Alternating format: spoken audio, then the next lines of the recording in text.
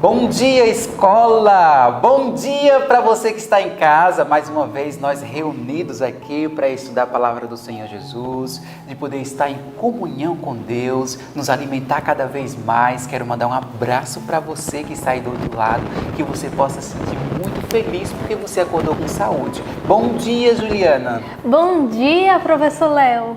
Bom dia, família! Bom dia para você aí em casa. Que seu dia hoje seja cheio com a palavra de Deus. Louvado seja Deus! Juliana, daqui uns dias você está indo para o campo de batalha, levar a mensagem do Deus eterno para as pessoas que necessitam, não é? E daqui uns dias você estará indo. Qual é essa sensação que você está sentindo? Que daqui uns dias você vai estar levando almas para os pés do Senhor Jesus? Professor, eu estou buscando me encher cada vez mais do Senhor, porque eu sei que eu quero fazer o mesmo que os missionários que fizeram comigo. Quero levar a mensagem àqueles que não conhecem, para que eles sejam cheios do Espírito Santo e busquem também ensinar as outras pessoas. Aleluia, que você possa se sentir abraçado pelo que ela falou agora, que você que está aí do outro lado, venha ser um missionário junto conosco também, pela graça do Senhor. E nesse momento eu convido você que está aí do outro lado, o pessoal que está aqui em casa, para que nós possamos falar com a majestade do céu. Vamos orar, fazer essa oração diante do trono da graça?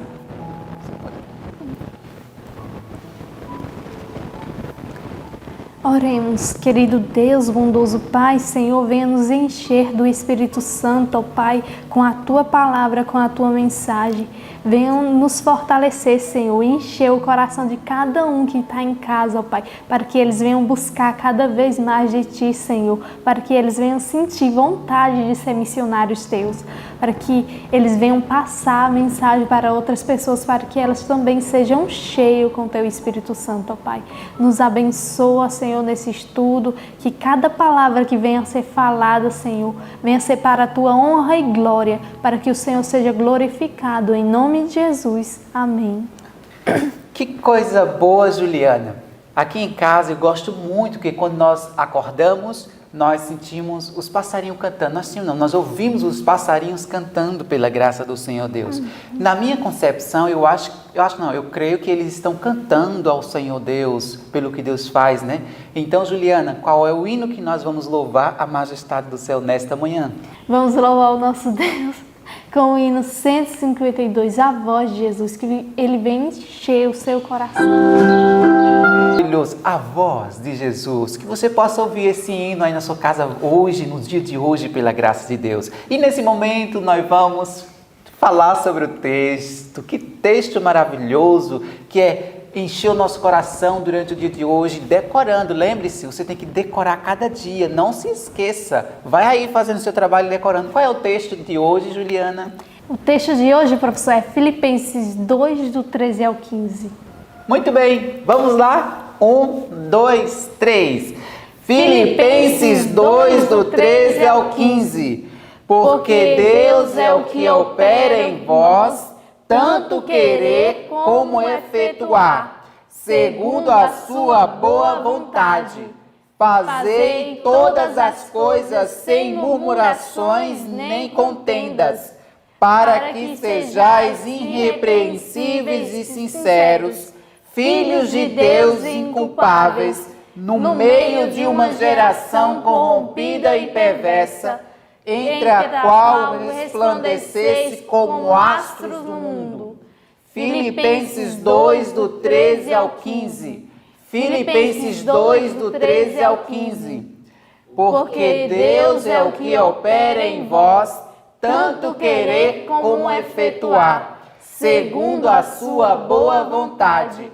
Fazei todas as coisas sem murmurações nem contendas, para que sejais irrepreensíveis e sinceros, filhos de Deus inculpáveis, no meio de uma geração corrompida e perversa, entre a qual resplandeceis como astros do mundo. Filipenses 2, do 13 ao 15. Filipenses 2, do 13 ao 15. Porque Deus é o que opera em vós, tanto querer como efetuar, segundo a sua boa vontade. Fazei todas as coisas sem murmurações e nem contendas, para que sejais irrepreensíveis e sinceros, filhos de Deus e inculpáveis, no meio de uma geração corrompida e perversa, entre a qual resplandeceis como astros do mundo. Filipenses 2, do 13 ao 15. Aleluia! Louvado seja Deus! Olha que texto bonito! E agora, nesse momento, convidamos você, a sua família, se tiver as pessoas do seu lado, convide eles para estudar a palavra do Senhor, fazer esse ano bíblico até Jesus voltar. Tenha um bom dia e que Deus te abençoe. Amém, que o seu coração agora seja cheio e também passe para outras pessoas, para que elas também possam ouvir da voz de Deus. Bom dia para você que está em casa, bom dia queridos alunos e irmãos. Bom dia! Que bênção o que nós estamos estudando, que privilégio entrar em contato com estas histórias que não foram criadas na mente de ninguém e nem foram exageradas, são histórias verdadeiras. Ah, quem dera se tivéssemos espaço para todos os livros do mundo, diz que ainda não caberiam todas as histórias relacionadas à vida de Jesus. Que bênção tremenda! Nessa madrugada, o Senhor Deus nos deu a oportunidade de meditar no que o Senhor Deus espalhou entre sua palavra em pedaços aqui e acolá, sobre o preparo que fez no mundo com tantas admoestações, com tanto conhecimento, com tantas vezes ter comentado com seus filhos o que poderia acontecer, como o caso de Isaías 29:30, onde o Senhor Deus, com seu cuidado, ele disse: ai de você se você seguir a orientação do mundo e não a minha. Aqueles que buscam orientação aonde não existe orientação de verdade. É óbvio que se você seguir algo que vai lhe levar num caminho errado, o seu fim será errado. Mais ou menos sobre isso, pela graça e poder do Senhor, o nosso trabalho de estudar sobre como foi a vida de Jesus, sua criação, nos leva a entender o fim da perfeição. Aonde chega a perfeição da situação. Eu preparei uma coisa para mostrar para vocês. Deem uma observada agora para que vocês entendam. A palavra de Deus nos ensina que quando chegou a plenitude dos tempos, Deus enviou seu filho, nascido de mulher. O que é a plenitude dos tempos? Esses dias nós tivemos vários dias estudando sobre a profecia dos 2.300 dias. Você estudou conosco, você que está em casa lembra disso, os alunos estudaram também. O que é a plenitude dos tempos? Na hora que aquela profecia teve lugar para o nascimento de Jesus, porque Jesus nasceria dentro desta grande profecia de tempo, 2.300 dias ou 2.300 anos. Quando chegou na data certinha, foi o momento do Senhor Deus enviar seu Filho para que viesse dar a vida por nós. Dê uma observada, alguns detalhes mais a respeito deste momento. Imagine o momento em que o anjo chegou para a mulher, para Maria, e disse para ela, né? Conceberás e darás à luz um filho, e lhe porás o nome de Jesus. O que me impressiona é a resposta dela para o anjo, né?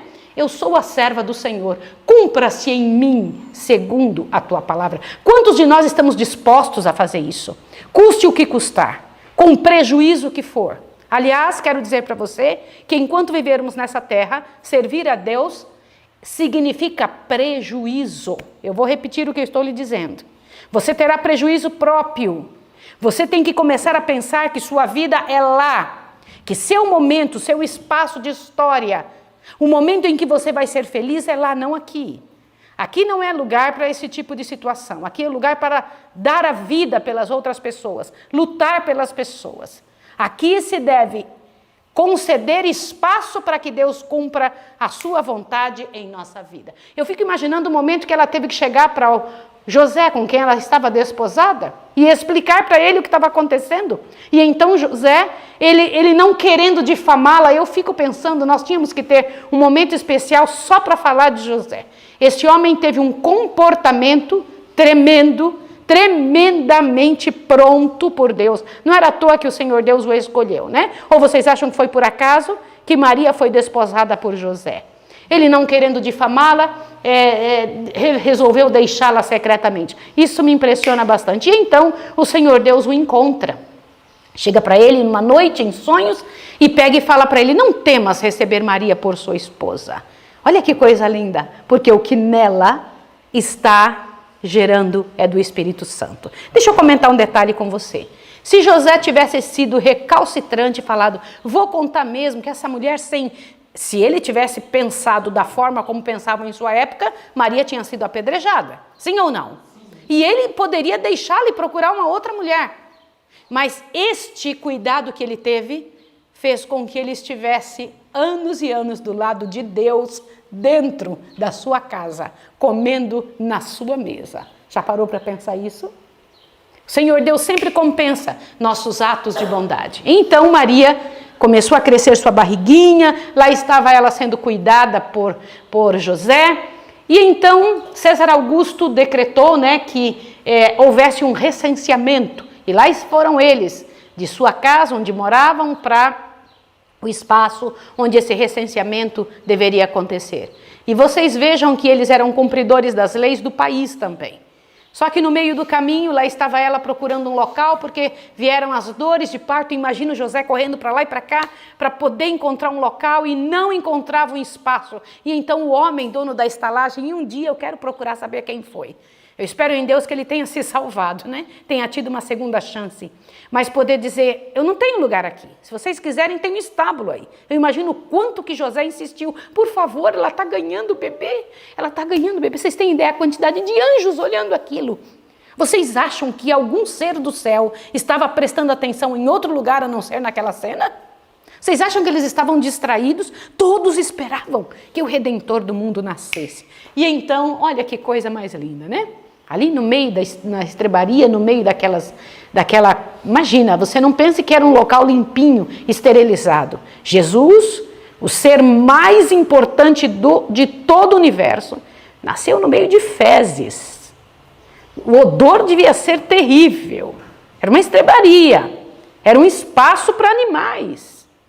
Imagine ela ali deitada no meio do feno, só com seu esposo e mais ninguém. Deve ter sido um momento muito interessante. Mas na mesma hora aconteceu uma outra coisa tremenda. Os anjos não puderam fazer silêncio nessa hora, Olha só a palavra que eles disseram então para os pastores: glórias a Deus nas alturas e paz na terra entre os homens. Quais homens? A quem ele quer bem. Pensem sobre isso, tá? E estes homens, a eles foi dito que tinha nascido naquele dia o Salvador, E então, que coisa interessante parar para pensar isso. Eles foram em busca do Salvador e encontraram ali, naquela manjedoura, entre o feno, Avante. Aqui nós falamos ontem sobre este momento em que Simeão levantou o menino e disse: agora despede em paz o teu filho. Me despede em paz o teu servo, porque já havia consolação de Israel. Ana profetiza também, dando glórias a Deus e falando do nascimento de Jesus. Ficou marcado o nascimento de Jesus por causa destes dois servos do Senhor que estavam esperando. Você se lembra da estrela que nós comentamos ontem? O grupo de anjos e os homens do Oriente que estavam vindo em busca de Jesus para adorá-lo? Olha lá, mas você sabe que, volte por favor. Você se lembra da situação? Essa era uma profecia que tinha sido escrita no tempo, lá em Números.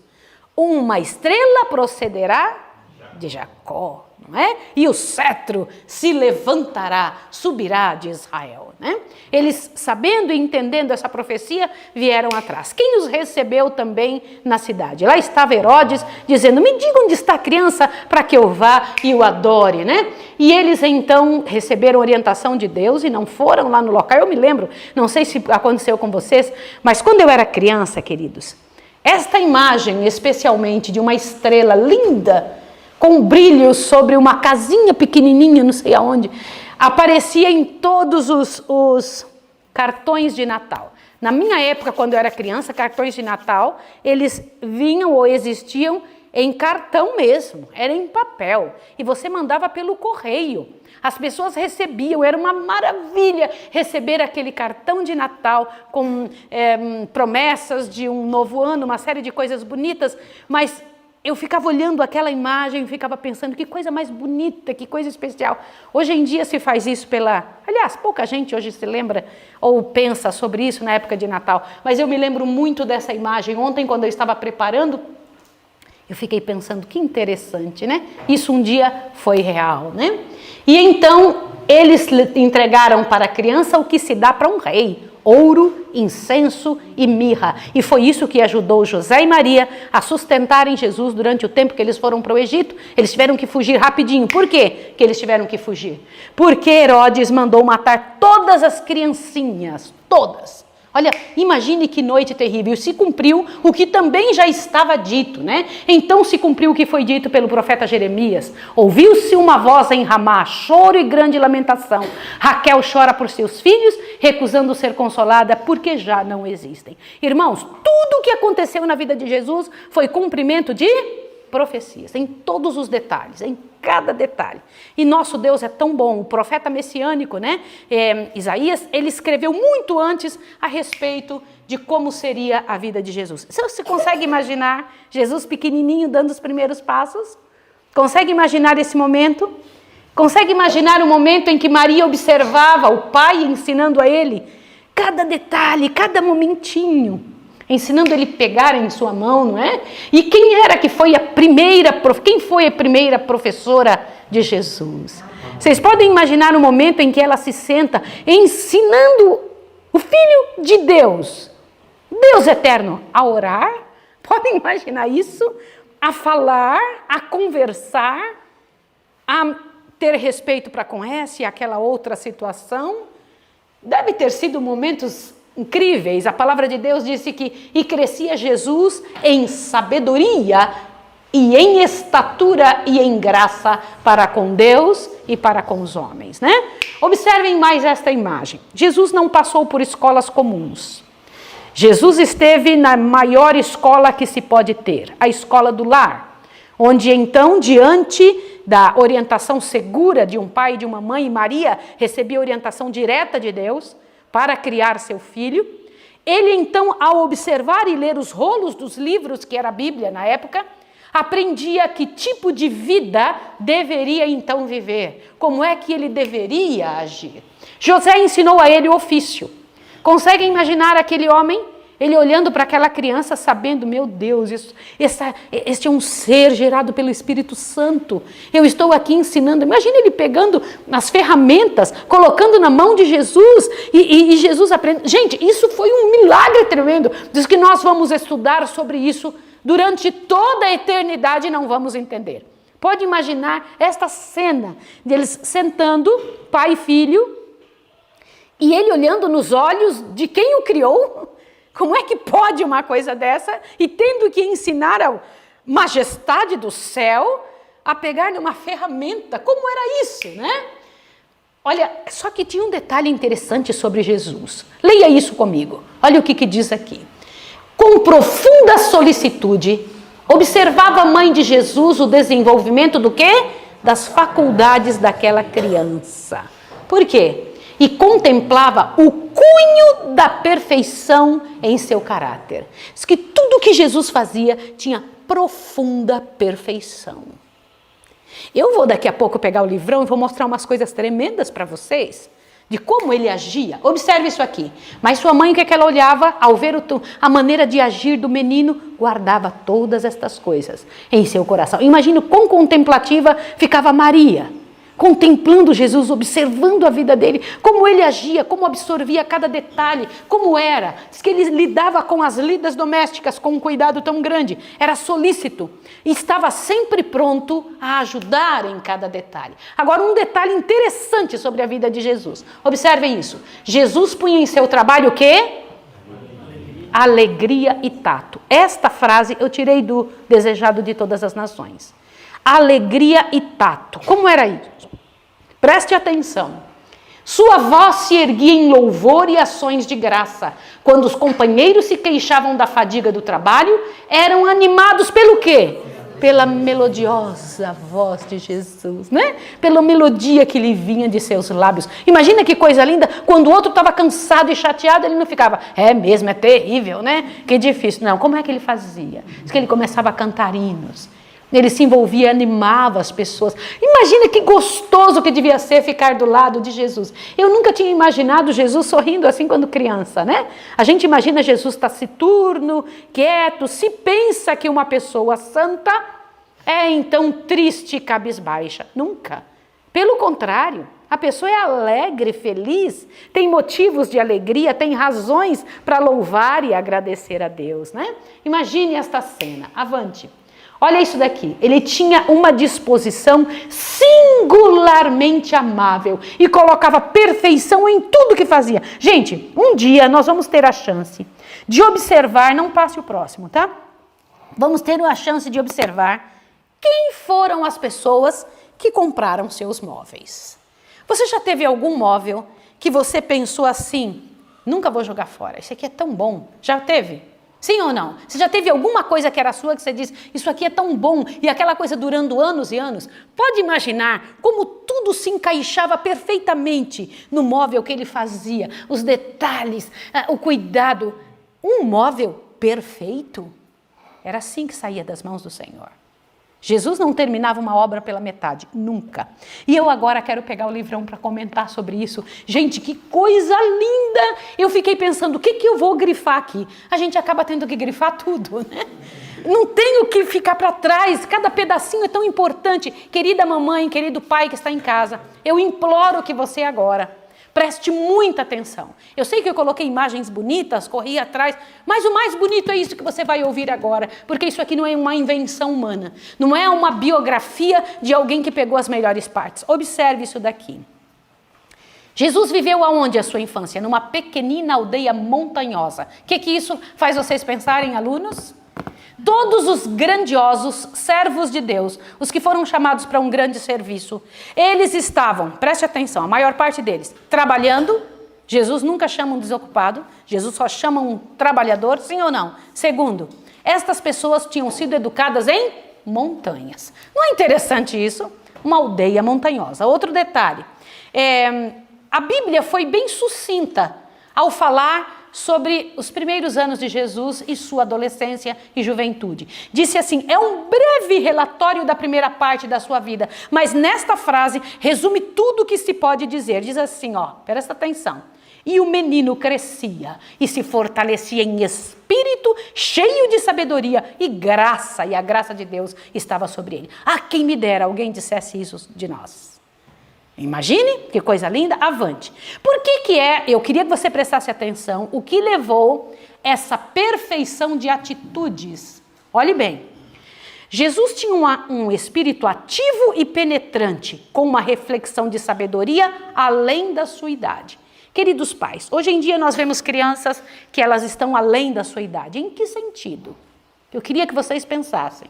Hoje nós estamos observando que crianças que não são mais crianças, que são colocadas para serem adultos muito cedo, por aquilo que veem, por aquilo que observam, não por sabedoria, mas por atitudes. Meninas que querem vestir roupas de pessoas adultas, que querem aparecer diante de pessoas um pouco mais velhas, e meninos que querem parecer adultos muito cedo. Por quê? Eu queria que você analisasse. Agora observe. As faculdades da mente e do corpo de Jesus desenvolviam-se gradualmente. Queridos, não era algo forçado, era gradual. Eu estou lendo o terceiro parágrafo, no finalzinho do terceiro parágrafo eu encontro isso aqui. As faculdades da mente e do corpo desenvolviam-se gradualmente segundo as leis da infância. O Senhor Deus criou e trabalhou o corpo humano para que ele tivesse um desenvolvimento gradual. Agora preste atenção, você pai e mãe que está em casa. É muito importante você entender isso. Não se espera de uma criança que ainda não desenvolveu todo o corpo uma ação como se já tivesse desenvolvido. É um desenvolvimento gradual que se espera da verdadeira educação. Por quê? Queridos pais, é importante que vocês entendam o seguinte. Gradualmente o corpo vai crescendo, se formando e se estabelece, mas a mente demora um pouco mais. O amadurecimento ainda se desenvolve um pouco mais tarde. A maturidade termina aos 25 anos. Por que eu estou lhe falando isso? O corpo, aos 18 anos, está praticamente pronto. Mas ainda se precisa de um tempo para que a mente chegue ao espaço que precisa para que eles possam se equilibrar de alguma maneira. Mas, infelizmente, as pessoas, quando têm o corpo pronto, elas já agem como se já tivesse maturidade para poder usar o corpo ou trabalhar com o seu corpo como se já tivesse condições suficientes para isso. Infelizmente, a maior parte das pessoas que tomam decisões aos 18, aos 25 já mudaram de ideia. Isso não é sério? Jesus tinha um crescimento gradual. Outro, Jesus revelava como criança disposição singularmente amável. Aquelas mãos cheias de bondade estavam sempre prontas para servir aos outros. Manifestava uma paciência que coisa alguma conseguia perturbar.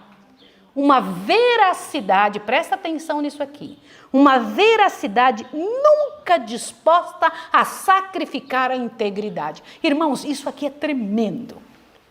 Olha que coisa grandiosa. Firme como uma rocha em questão de princípios, sua vida revelava a graça da abnegada cortesia. Irmãos, não podia ter nada mais bonito para se dizer a respeito de quem? De um ser humano. A respeito de um ser humano. Avante. Como é que Maria recebia condições para desenvolver Jesus nesses detalhes? Ela recebia sabedoria de quem? Olha bem, presta atenção. Ela recebia sabedoria direta do céu. Olha o que diz em Isaías 30, verso 1. Ai dos filhos rebeldes, diz o Senhor, que tomam conselho, mas não de mim, que se cobriram com uma cobertura, mas não do meu espírito, para acrescentarem pecado sobre pecado. Peraí, então existem mães, estou lendo Isaías 30, verso 1 e 2. Então existem mães que não procuram orientação em Deus, que procuram orientação na sociedade falida, sim ou não? Sim. Isso é muito sério. Maria procurava estas informações que ela precisava passar para Jesus diretamente do trono, de onde sabedoria vem. Isso é muito sério. Avante, outro detalhe, como era a educação de Jesus? De que maneira ela acontecia? Aqui o livrão diz, o Desejado de Todas as Nações, capítulo 7, comenta que a educação dele veio diretamente dos rolos da palavra de Deus. A maior parte de nós pensa, ele é muito criança ainda. Na própria igreja nós vemos alguns erros sendo cometidos por nós pais. Damos aos filhos alguma coisa que os possa interter durante o culto. Sim ou não? Aí eles vão riscar, desenhar. A gente fala, não, mas é uma historinha bíblica que eles estão desenhando. Não foi essa a orientação do Senhor. A orientação do Senhor é ensiná-los desde muito cedo a ter reverência, prestar atenção, fazer daquilo o momento principal da sua hora. Culto é para ser prestado a Deus, não somente para ser assistido. E as crianças têm que saber trabalhar dentro desse tipo de esfera. Infelizmente os pais não fazem isso, né? Mas desde quando? Desde quando se tem que educar uma criança? Quero comentar com vocês que o maior especialista que nós já tivemos no Brasil em educação estava saindo de uma biblioteca com muitos livros na mão. E alguém o viu passando e saiu correndo atrás dele. Disse assim, por favor, eu tenho uma pergunta. E ele parou com os livros na mão e ouviu. Disse, quantos anos se começa a educar uma criança? Ele olhou para a pessoa e disse, aos 15 anos. E saiu andando. O pessoal, ele não entendeu. Falou, olha, o senhor não entendeu, eu estou perguntando quantos anos se começa a educar uma criança. Ele disse, aos 30 anos. Falou, por favor, o senhor não entendeu, eu estou perguntando quando se começa. Ele disse, aos 50 anos.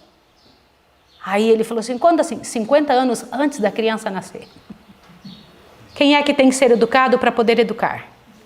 Respondam, queridos. A educação de alguém começa com quem lhe vai gerar. Uma pessoa educada pode educar outra. Uma pessoa que não foi educada não tem o que oferecer. Isso é uma parte importantíssima. Por isso Deus teve que escolher alguém que estava pronta, capaz, que tinha condições, de que então seu espírito pudesse passar por ela e ela então oferecer isso a Jesus. Olha bem, cânticos, orações e lições das Escrituras deveriam ser adaptados à mente que ia se abrindo. Dar para a criança gradativamente aquilo que ela é capaz de entender. mas nunca negligenciar esse tempo. Olha bem, mas eu não sei se vocês sabem que no tempo de Cristo, não dar educação para uma criança era considerar o local onde a criança vivia amaldiçoado. Por quê? Vamos lá, eu quero que vocês me digam por que isso. Bora, pensem. Porque a criança que não recebia educação, ela traria problemas para aquela área onde morasse, onde viesse a morar. Sabia? Ela com certeza seria uma maldição. E isso era muito sério. A verdadeira educação teria levado os jovens a que buscassem o Senhor, se porventura tateando o pudessem achar. Como é isso? A verdadeira educação faz com que alguém procure Deus e encontre Deus mesmo. Entenderam isso? A verdadeira educação é levar as pessoas para Deus. Agora te assusta. Olha bem. A educação que se dá nessa terra não é reconhecida na faculdade superior do alto. Como assim? Eu queria que vocês fossem chamados a atenção para essa frase. Aqui no Desejado de Todas as Nações diz que tem uma faculdade superior aonde? Lá no céu. E que a educação dessa terra não é reconhecida lá como educação. Por que não? Quero dizer uma coisa a vocês. Os detalhes que se ensina aqui nas nossas faculdades são obstáculos para uma vida correta. Por quê? Ensina a pessoa a correr atrás do que lhe é mais rentável, do que vai lhe dar poder e ser superior a outra pessoa. Sim ou não? E isso gera o que entre os seres humanos? Uma luta, uma competição.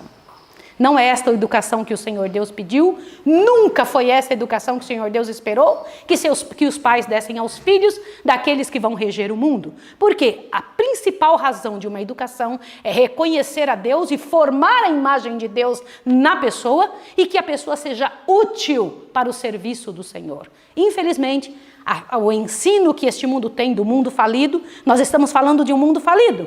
Eu não estou comentando com vocês de algo que vai acontecer. Estou falando de algo que está acontecendo. Temos uma sociedade falida. E ela é falida por quê? Porque não existe conhecimento?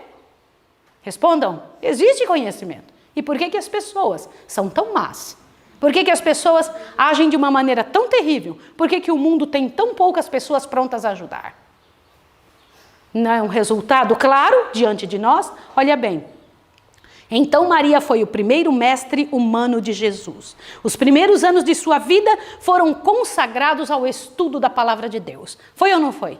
Então, os primeiros anos da vida de Jesus, os primeiros. Agora, Jesus estudava onde? Quais eram os compêndios de Jesus? Qual era a biblioteca dele? A natureza. Aleluia, queridos. A natureza. Diz que Jesus observava a vida das plantas, a vida dos animais, a vida dos homens. Não me surpreende que depois, quando ele começa a pregar, ele usa o quê? Parábolas. E então, ao falar e comentar estas parábolas, ele falava das coisas que ele tinha visto e observado na infância. Não é interessante isso? Cultivava santos pensamentos e comunhão. O que é cultivar santos pensamentos, queridos? O que é isso? Cultivar. Ele ficava e pedia a Deus forças para que coisas boas permanecessem na sua mente. Olha, mais uma coisa interessante. Jesus era assim tão surpreendente, mas o nosso livro diz no parágrafo que começa toda criança, por favor, eu faço questão que todo mundo leia. Você que está com Desejado Todas as Nações em casa, procura esse parágrafo, toda criança, rapidinho, acha esse parágrafo. Corre lá. Toda criança, corre lá. Gente, te assusta agora. Toda criança pode adquirir o conhecimento como Jesus o adquiriu. Aleluia! Sim ou não? Queridos pais, vocês que estão em casa, ainda é tempo. Ainda é tempo. A comunhão com Deus mediante a oração desenvolve as faculdades mentais e morais e as espirituais se robustecem ao cultivarmos pensamentos sobre assuntos espirituais. A primeira responsabilidade de uma criança, de um pai sobre um filho, é ensinar ele a orar, a buscar a Deus, a respeitar ao Senhor, a dar valor à sua lei, a entender que Deus não é só supremo, Ele é Pai e amor. As primeiras responsabilidades de uma criança, alguns pais pensam, meu filho já sabe ler, sabe as primeiras letrinhas. Pois eu preciso dizer a você que até os 4 anos de idade uma criança não deve aprender absolutamente nada, a não ser obedecer. Obedecer. Entenderam? O ABC que ela tem que aprender é esse, obedecer. Combinado? Se uma criança aprendeu a obedecer na infância, ela tem que aprender a obedecer a quem? Pais têm que ser sensíveis e observar quando o choro da criança é manipulativo. Quando a criança está trabalhando e vivendo de maneira a entender que ela domina, ela diz para onde, ela indica, ela direciona os pais, infelizmente. E se pais, o Senhor Deus comenta, pais frouxos, eles criam filhos incapazes de servir qualquer pessoa, isso é um problema para a sociedade e para Deus. Terrível. Jesus foi colocado num lugar em que seu caráter seria provado. Aonde ele cresceu? Em Nazaré, num lugar terrível, a pior cidade. Ainda se diz, poderia vir alguma coisa boa de Nazaré? Foi isso que se falou a respeito. Por quê? Era o pior lugar do mundo. Mas eu me assustei em observar que este lugar onde Jesus foi colocado foi uma bênção para ele. Por quê? Te assusta aqui, ó. Você sabe, né? Que Satanás tentou absurdamente Jesus. Sabe ou não sabe? Ele ficava atrás daquela criancinha, tentando desajustá-la de alguma maneira, fazer com que ele pecasse em algum momento, né? Em sua laboriosa vida, não havia momentos ociosos para convidar à tentação. Nenhuma hora vaga abria porta às companhias corruptoras. Peraí. Aqui vai totalmente contra o que a sociedade ensina. Eu vou repetir o que foi dito aqui. Em sua laboriosa vida... O que é laboriosa vida? Laboriosa vida. O que é isso? Ok, então veja, aqui nós estamos falando de uma criança. Em sua laboriosa vida, não havia momentos ociosos para convidar à tentação. O que é isso? O que você entendeu? Momentos... Sim, querida, como é que é? Jesus não ficava sem fazer nada, a mente dele estava sempre envolvida com algo bom, algo que o levava ao céu. Mas é isso que a sociedade ensina para nós fazermos com as crianças? Em sua laboriosa vida, não havia momentos ociosos para convidar à tentação. Nenhuma hora vaga abria a porta às companhias corruptoras. Que sério! É sério isso ou não? Isso aqui me faz pensar demais. Quando Jesus foi colocado em Nazaré, ali foi para provar sua pureza. Mas eu fiquei impressionada com o seguinte a respeito de Nazaré. Olha o que Deus diz aqui. Tentação, pobreza, adversidade, eis justamente a disciplina necessária para o desenvolvimento de pureza e firmeza. Como assim?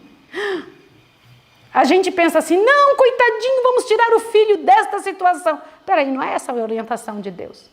Você tem que orientar para que ele, ao enfrentar estas coisas, saia vencedor. Sim ou não? Isso é muito sério. Outro, Jesus era um voluntário servo, sim ou não? Voluntário. Por isso, alunos, lembra quando eu falei para vocês que aqui quando a gente chama assim, ó, quem quer me ajudar a pegar aquela tonelada de coisa? Quantos tem que levantar a mão e dizer que vão? Todos. Mesmo que vai precisar de uma pessoa só. Todos têm que ser voluntários, né? Ele aprendeu o ofício e trabalhava com as próprias mãos na oficina da carpintaria de Jesus. E ele não empregava o poder divino para trabalhar em nenhum momento, sim ou não? Era a força de seus próprios músculos, né? Agora, Jesus não queria ser deficiente nem mesmo no manejo dos instrumentos de trabalho. Imagina que coisa linda isso. Tudo ele tentava fazer com perfeição. Era perfeito como operário, da mesma maneira que era no seu caráter. Quando eu vejo uma pessoa fazendo um negócio meio lambuzado, meio sujo, meio estragado, meio bom. Vocês sabem o que é meio bom? É medíocre. A palavra medíocre vem desta linha de raciocínio. Uma coisa que não é boa, é meio bom. Não é essa a nossa meta. Nós temos que buscar a excelência, um outro nível de vida. E isso é possível, sim ou não? Sim, isso é possível. Em todas as áreas. Agora presta atenção. Somente o trabalhador diligente encontra a verdadeira glória e alegria de vida. Quantos acharam esta frase? Somente o trabalhador diligente encontra a verdadeira glória e alegria da vida. Isso está no meio do parágrafo que começa à medida que Jesus trabalhava na infância e na juventude. Achem isso. À medida que Jesus trabalhava na infância e na juventude. Gente, é um negócio tremendo. Outra coisa, vocês sabem por que Jesus, quando adulto, conseguia caminhar 30 quilômetros por dia, atender uma multidão de pessoas e em nenhum momento se exasperar ou reclamar? Sabe por quê? Porque a vida dele foi acostumada a ser como? Através de sua existência terrestre, Jesus foi um ativo e constante trabalhador. Esperava muito resultado, então muito empreendia. Como é que é? Esperava muito resultado, então o que ele fazia? Empreendia muito. Isso não é interessante? Eu acho isso lindo. E como é que podemos ter o caráter de Cristo? Gente, abre o ouvido agora. Agora eis uma parte importante. Como ter o caráter de Cristo? Se assusta agora. Olha, Jesus não se esquivava a cuidados e responsabilidades, como fazem muitos que professam ser seus seguidores. É porque procuram furtar-se a essas disciplinas que tanto são fracos e ineficientes. Como? Como é que uma pessoa se torna fraca? Ineficiente. Como? Quando ela foge das responsabilidades que são dadas em sua mão. Queridos pais, vocês estão ouvindo isso? Vocês estão criando filhos fortes ou fracos? A fraqueza vem de onde? Avante, olha o que mais. Podem possuir preciosos e amáveis traços, mas são sem fibra e quase inúteis quando há dificuldade a enfrentar e obstáculos a transpor. Nosso maior problema não é ter problema, é não saber resolver problemas. Por quê? Porque não fomos desenvolvidos para isso. Pode ter ido até para uma faculdade, aprendido das letras deste mundo, mas não aprendeu a desenvolver atitude. E pode ser que alguém adulto esteja me ouvindo e dizendo, essa é minha realidade. Você pode, pela graça, olhe bem, você não pode voltar atrás e fazer um novo começo. Você pode parar agora e fazer um novo fim para a sua vida. Essa é uma grande situação, sim ou não? Fala, meus pais erraram, eu tive dificuldade na minha infância, fui criado de forma errada, então agora eu preciso de ajuda e eu vou correr atrás. Olha o que mais está escrito aqui. A positividade e energia, como é que é?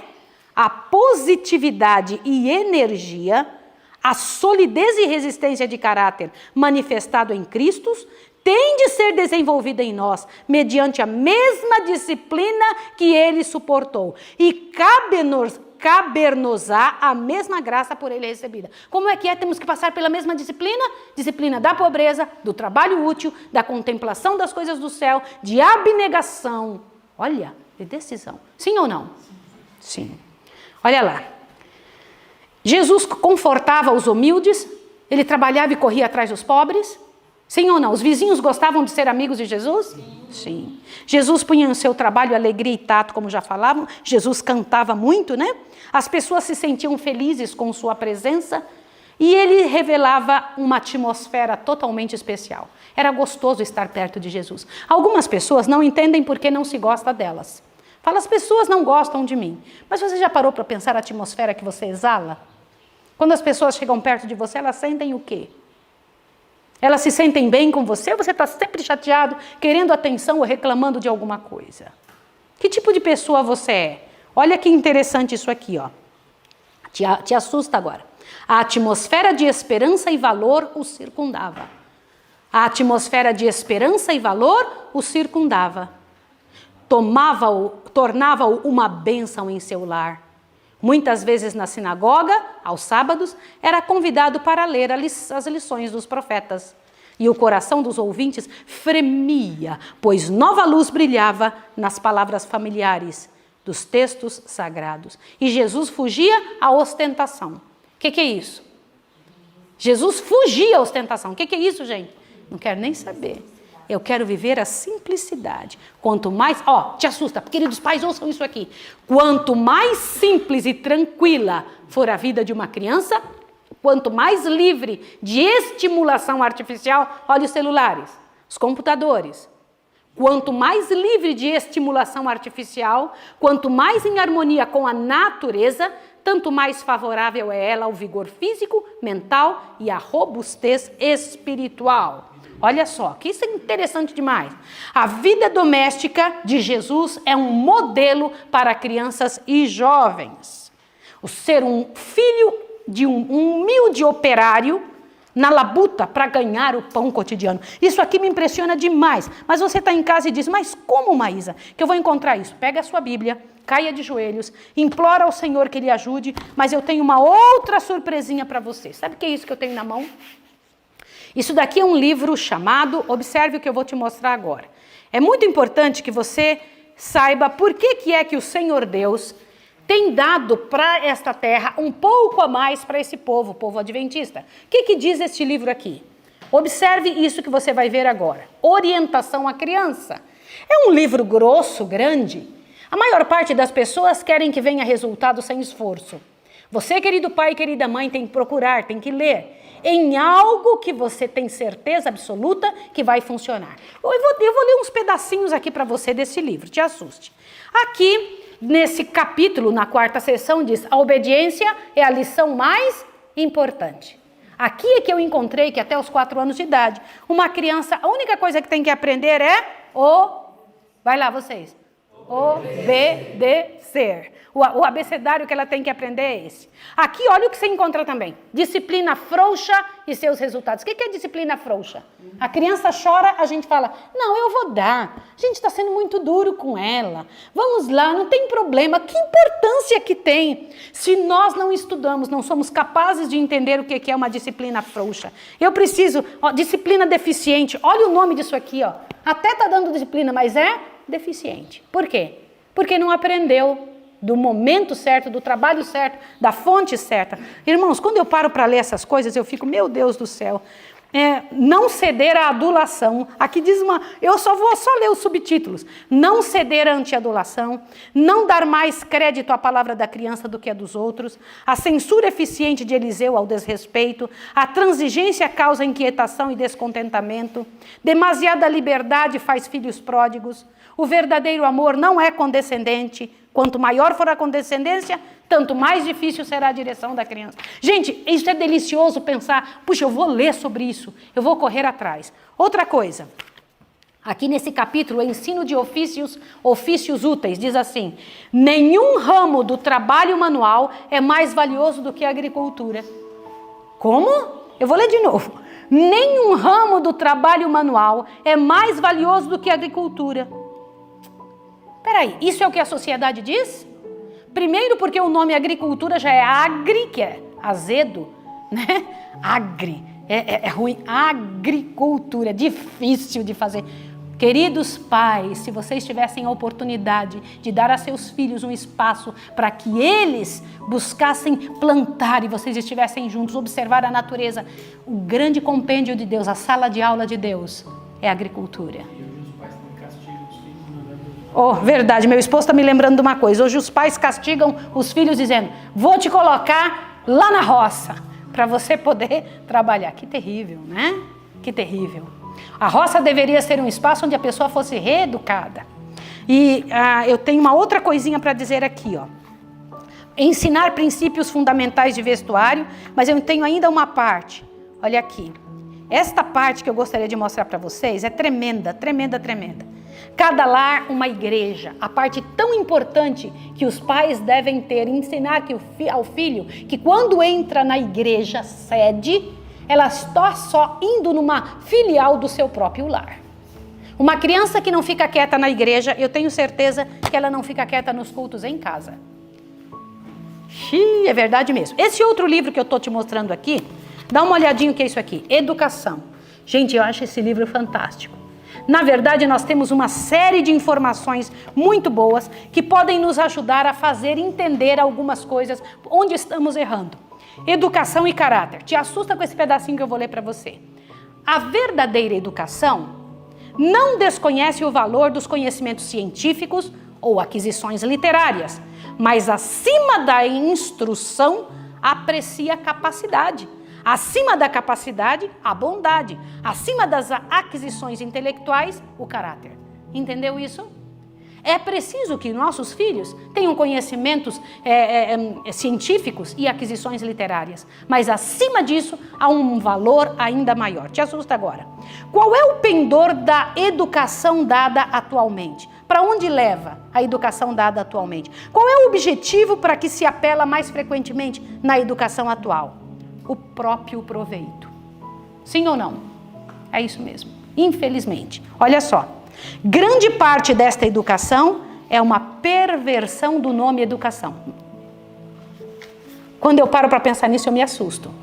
Olha mais, na verdadeira educação, a ambição egoísta, a avidez do poder, a desconsideração pelos direitos e necessidades da humanidade, coisas que são uma maldição para o nosso mundo, encontra influência contrária. Assim se estabelece a disputa pela supremacia, se acarroçoa o estudo excessivo, que em tantos casos destrói a saúde e inabilita para a utilidade. Queridos, vocês têm que procurar esses livros, estão de graça na internet, tá? Existem eles em PDF na internet. Procure o material Educação e Orientação à Criança de Ellen White e estude na sua casa. No entanto, eu quero terminar com um apelo para você que está aqui. Observe o que eu vou lhe falar. Te assusto com o que eu vou dizer. A obra de reeducação é quase impossível. A obra da reeducação é quase impossível. Como é que é a frase? A obra da reeducação é quase impossível. O que isso significa? É melhor educar do que reeducar. Por quê? A única coisa que você tem que fazer depois que você viu que alguém não foi educado é tentar converter a pessoa. Porque não tem mais o que fazer. Algumas pessoas chegam à idade adulta e elas percebem, me faltou, eu não tive, eu não cheguei nesse ponto. Então o que elas devem fazer? Correr para Deus e serem convertidas. O único método que tem de acertar o que não foi feito na infância é pedir conversão a Deus. Para que o Senhor Deus burile, trabalhe e vá ajudando, para que aquelas falhas que aconteceram possam ser substituídas agora pelo envolvimento com a verdade do Senhor. Compreenderam?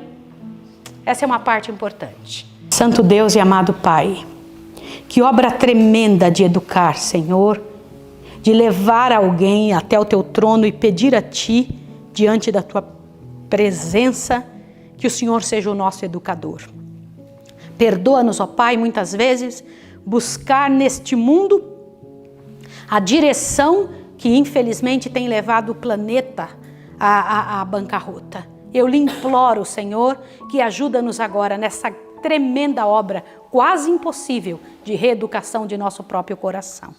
Eu lhe imploro que os pais que estão nos ouvindo possam correr agora e lutar por seus filhos dentro dos métodos corretos. Que em nome de Jesus a Tua palavra, a busca diante do Teu trono para aquela vida, para aquela história, aconteça. Rogo a Ti, Senhor, pelos detox, especialmente por Sandra. Clamo a Ti agora, Senhor, em nome de Jesus. Visita os leitos daqui.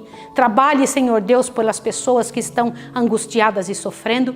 E que a Tua bênção e o Teu poder, a Tua força diante do universo, em nome de Jesus Cristo, seja vista, seja trazida para cada coração e para cada história. Em Tuas mãos eu entrego, Pai de amor, agora todos os detox que estão aqui, a Rebeca que está sob os nossos cuidados, e aos filhos, Pai de amor, que estão aqui ouvindo agora, Pai Santo, seus pais, para que em nome de Jesus tomemos a posição certa. Em nome de Jesus Cristo. Amém, Senhor. Amém. Abençoe vocês e dê um bom dia. Bom dia, queridos.